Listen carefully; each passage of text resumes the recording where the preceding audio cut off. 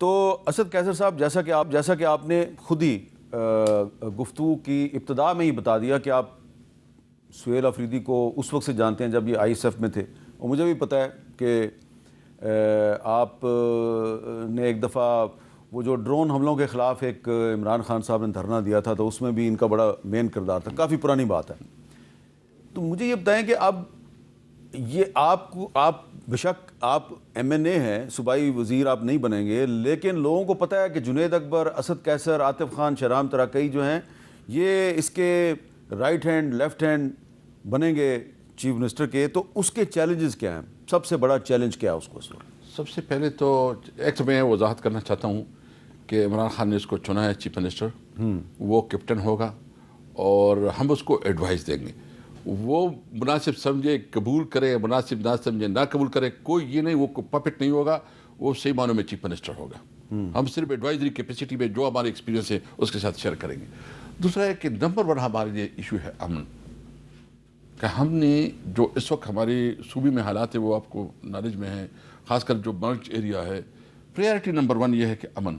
اور امن کے لیے جو اقدامات ضروری ہے، یعنی سب سے پہلے پولیس کے لیے جتنے بھی فنڈز چاہیے اور جتنی بھی پولیس کو ضروریات ہے، اس کی جو ریکوائرمنٹ ہے، وہ 100% جو ہے نا انشاءاللہ تعالیٰ فرسٹ پریارٹی میں نے کمٹ کیا ہے۔ اور دوسرا یہ ہے کہ جو اس کا اپنا علاقہ ہے، جو مرج ایریا ہے، چونکہ وہ ترقی سے بہت پیچھے رہا ہے، تو ان کا انشاءاللہ یہ پلان ہے، خود اس نے جو ڈسکس کیا ہے کہ وہ ایک بہت بڑا پیکج دیں گے کہ فاٹا میں جو انڈسٹریز بنے، وہاں کالجز بنے، وہاں انفراسٹرکچر بنے، وہاں ہاسپٹلز بنے، وہاں سپورٹس گراؤنڈ بنے، اور ایک میگا تو سہیل آفریدی صاحب 25ویں آئینی ترمیم کو ریورس نہیں کرنا چاہتے، جس ترمیم کے تحت فاٹا جو ہے وہ مرج ہوا تھا صوبے میں؟ دیکھیں، یہ ہماری پارٹی کی پالیسی نہیں ہے، اور ہم سمجھتے ہیں کہ چونکہ ہم نے اس میں پورا کردار ادا کیا تھا، اور یہ اس وقت پہلی دفعہ فاٹا کو تو اتنی بڑی اپرچونٹی ملی ہے کہ اس کا ایک بچہ وہ چیف منسٹر آ گیا، اور ابھی اس کی رسپانسبلٹی ہے کہ فاٹا کی محرومیاں ختم کرے، اور اس میں ہم اس کے ساتھ ہوں گی۔ دوسری بات جو اہم ہے، جو اب آپ نے کہا کہ کیا کرنا ہے، گورننس کو کیسے بہتر کیا جائے، گورننس اس کی ٹاپ پریارٹی ہوگی، اور گورننس کے لیے جو ہے نا جو ضروریات ہوں گی، کہ مطلب پولیس کا نظام، ہاسپٹلز، سکولز، اور یہ پٹوار کا سسٹم جو گورننس میں آتے ہیں، انشاءاللہ وہ ہماری ٹاپ پریارٹی ہے۔ اچھا، اب یہ بتائیں کہ آپ کہہ رہے ہیں جی کہ ہم نے امن قائم کرنا ہے اور ہماری پہلی پریارٹی امن ہے، لیکن یہ جو اب فیڈرل گورنمنٹ اور پنجاب گورنمنٹ جو ہے وہ ٹی ایل پی پر پابندی لگانے کی طرف جا رہے ہیں، کریک ڈاؤن تو ان کا شروع بھی ہو گیا ہے، اور تحریک انصاف جو ہے اس نے ٹی ایل پی کو سپورٹ کر دیا ہے۔ تو پہلے آپ کو یاد ہوگا کہ جب عمران خان صاحب وزیر اعظم تھے تو تقریر آپ کو یاد ہے نا عمران خان کی، انہوں نے ٹی ایل پی والوں کو وارننگ دی تھی کہ خبردار ریاست سے نہ ٹکرانا ورنہ میں بہت بڑا آپریشن کروں گا۔ تو جب آپ حکومت میں تھے تو آپ ان کو کہتے تھے کہ خبردار آپریشن کریں گے، اب آپ اپوزیشن میں ہیں تو آپ کہہ رہے ہیں جی کہ ہم ٹی ایل پی کا ساتھ دیں گے، تو یہ اتنی بڑی کنٹراڈکشن کیوں ہے؟ نہیں، ہماری جو ٹی ایل پی کے حوالے سے یہ نہیں ہے، جو بروٹیلٹی ہوئی ہے، جو ظلم ہوا ہے، ہم سمجھتے ہیں کہ اس کے اوپر جوڈیشل انکوائری ہونی چاہیے۔ مطلب یہ اگر آپ کے کسی کے ساتھ اختلاف بھی ہے، ہمارا بہت اختلاف ہے اس کے ساتھ، کافی ہمارے وقت میں کافی مسائل آئے، لیکن جو طریقہ کار اپنایا گیا، یہ اگر یہ جمہوری ملک ہے تو لوگوں کا حق حاصل ہے کہ وہ جلسے کرے، لوگوں کو حق ہے کہ پرامن احتجاج ہر ایک کا حق ہے، اور ہم اس پہ مطالبہ کرتے ہیں کہ جوڈیشل انکوائری ہو۔ مطلب یہ کیا ہے، اگر آپ جوڈیشل انکوائری سے آپ کے اپنے اس وقت 26ویں آئینی ترمیم کے مطابق تو جس طرح جوڈیشری کو انہوں نے ہاتھ پاؤں سے باندھا ہے اور جس طرح اس کے اوپر ان کا انفلوئنس ہے، تو کرو جوڈیشل انکوائری، تاکہ اگر آپ کے کوئی پولیس آفیسر یا کوئی ذمہ دار ہے اس میں، اس کو جواب دہ ہونا پڑے گا۔ تو ہم تو سمپل کا بات کرتے ہیں، ہم تو بروٹیلٹی اور ظلم کے خلاف بات کر رہے ہیں، کسی پارٹی کے لیے بات نہیں کر رہے۔ یہ بتائیں کہ آپ نے 26ویں آئینی ترمیم کا ذکر کیا ہے، تو 27ویں آئینی ترمیم بھی آ رہی ہے، تو کچھ پتہ چل گیا آپ کو کیا آ رہی ہے؟ دیکھیں، روبرس تو بہت ہے اور بہت چیزیں ہیں، ہم تو انشاءاللہ اپنے کیپیسٹی میں آئین اور قانون کے لیے، اور جو اوریجنل 1973 آئین ہے اس کی بحالی کے لیے جو ہمارا الائنس ہے اس کے ذریعے جدوجہد کریں گے۔ لیکن میں سوچ میں پڑ جاتا ہوں، امین میر صاحب، آپ بھی بڑا پیپل پارٹی کی، چونکہ آپ سمجھتے ہیں، مجھے پتہ ہے کہ آپ اس کو بہت جمہوری پارٹی سمجھتے ہیں، لیکن ابھی جو پیپل پارٹی کا رول ہے، جو ذوالفقار علی بھٹو کی پارٹی ہے،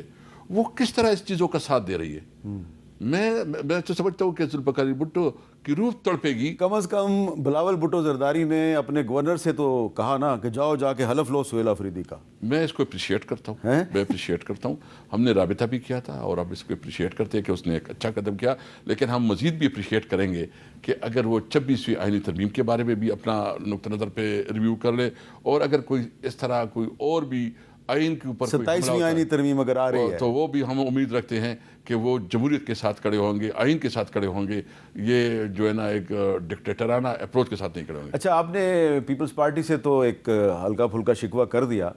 مولانا فضل الرحمان صاحب کے بارے میں کیا خیال ہے آپ کا؟ دیکھیے, میں زیادہ تو کچھ نہیں کہوں گا کیونکہ لیکن مجھے مایوسی ہوئی ہے. میں سمجھتا ہوں کہ مولانا صاحب کے ساتھ ہمارے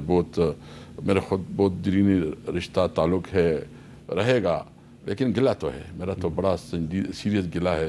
کہ اس معاملے میں مطلب اس میں کون سا انلیگلٹی ہوئی. میں نے کہا کہ بچہ سے پوچھو, جو آئین کے مطابق قانون کے مطابق تمام پروسیجر ہو گئے, اب بھی عدالت بھی ثابت کر دیا ہے, تو بھائی جان ہم نے اس کو کہا کہ آئیں, یہ سیاست ہوتی رہے گی, ہمارے لیے سب سے اہم مسئلہ ہمارے صوبے میں امن ہے, اس کے لیے بیٹھے.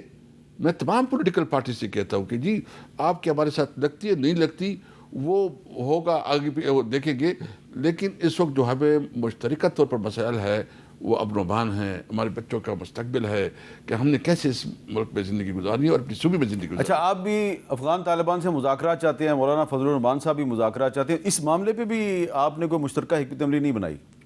نہیں, ابھی تک تو پتہ نہیں ہے اس کا کیا سوچ ہے کیا سوچ نہیں ہے, لیکن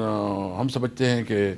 یہ معاملہ بہت امپورٹنٹ ہے, اور اس اوپر جو ہے نا یہ چونکہ ہم آل پارٹی کانفرنس بلانا چاہتے ہیں تو اس میں آپ ان کو بلائیں گے؟ اب سب کو بلائیں گے, ہم سب کو بلائیں گے, اور مسلم لیگ نون کو بھی بلائیں گے, سب جو صوبائی ہماری جتنی بھی پولیٹیکل پارٹیز ہیں سب پولیٹیکل پارٹیز کو بلائیں گے. اچھا, تو یہ ایک بہت بڑا آپ کا انیشیٹو ہوگا, کیونکہ آپ سہیل آفریدی صاحب کے معاملے میں تو امیر مقام سے بھی ملے. جی ملے. تو یہ ایک بہت بڑی ایک شفٹ ہماری صوبے کی ایک اپنی سیاسی کلچر ہے. یعنی میں جب کبھی اسپیکر تھا تو وہاں ہم چلاتے تھے ایک جرگے کے طور پر اسمبلی, یعنی وہاں بھی تمام جو پارلیمان لیڈر تھے اس کو ہم بلاتے تھے, مشورے سے سارا نظام چلاتے تھے. آپ نے دیکھا نہیں ہوگا کبھی بدتمیزی بھی نہیں ہوئی, کبھی کوئی وہ بھی نہیں, ایون ہم فنڈ بھی اب بھی دیتے ہیں, پہلے بھی دیتے تھے, جب دوسروں کی بھی پارٹی کبھی کسی کے خلاف انتقامی کارروائی نہیں ہوتی. آپ نے کبھی دیکھا نہیں ہوگا کہ کسی کے خلاف جو ہے نا یا ہم نے کیا ہو یا ہمارے خلاف کسی نے کیا ہو. وہ ایک روایات ہے, ٹریڈیشن ہے, تو اس کو آپ پنجاب سے اور اسلام آباد سے تھوڑا ہٹ کر دیکھیں تو ادھر ہم جو ہے نا اپنی روایت کو آگے بڑھائیں گے. ہم تمام صرف سیاسی پارٹی نہیں, ہم بارز ایسوسیشن کو بھی انگیج کریں گے, ہم سول سوسائٹی کو بھی انگیج کریں گے, اور ہم جو جرگ مشران ہیں بڑے بڑے اس کو بھی انگیج کریں گے, تاکہ ایک بڑے لیول پہ ہم کنسنسس, ایک قومی کنسنسس بنائیں اور آگے بڑھیں. بہت بہت شکریہ. اسد قیصر صاحب نے ایک بڑی اہم بات کی ہے کہ جو خیبر پختونخوا کا جو سیاسی کلچر ہے, وہ وہاں کا جو ایک ان کی جو سماجی روایات ہیں وہ بہت اس کے زیر اثر ہے, اور ان کی سماجی روایات میں یقیناً قبائلی دشمنیاں بھی ہوتی ہیں, لیکن جو سیاسی اختلاف ہے اس کو ذاتی اختلاف نہیں بنایا جاتا, اور اسی لیے وہ کہہ رہے ہیں کہ تمام تر اختلافات کے باوجود جو فیڈرل گورنمنٹ ہے اور مسلم لیگ نون ہے یہ اس کو اپنی آل پارٹیز کانفرنس میں بھی شرکت کی دعوت دیں گے, اور ویسے بھی ان کا ان سے رابطہ ہے. اور انہوں نے کہا کہ جی ہمارے صوبے کا جو کلچر ہے وہ اسلام آباد سے اور پنجاب سے ذرا مختلف ہے. یہ ایک بڑی گہری بات ہے, اس کو سمجھنے کی ضرورت ہے, اور اگر آپ اس کو سمجھ جائیں گے تو اس وقت جو آپ کو بہت بڑے بڑے مسئلے نظر آ رہے ہیں نا, آپ اس کی روٹ کاز تک بھی پہنچ جائیں گے کہ کچھ کمیونیکیشن گیپ ہے, اس کمیونیکیشن گیپ کو ختم کرنے کی ضرورت ہے.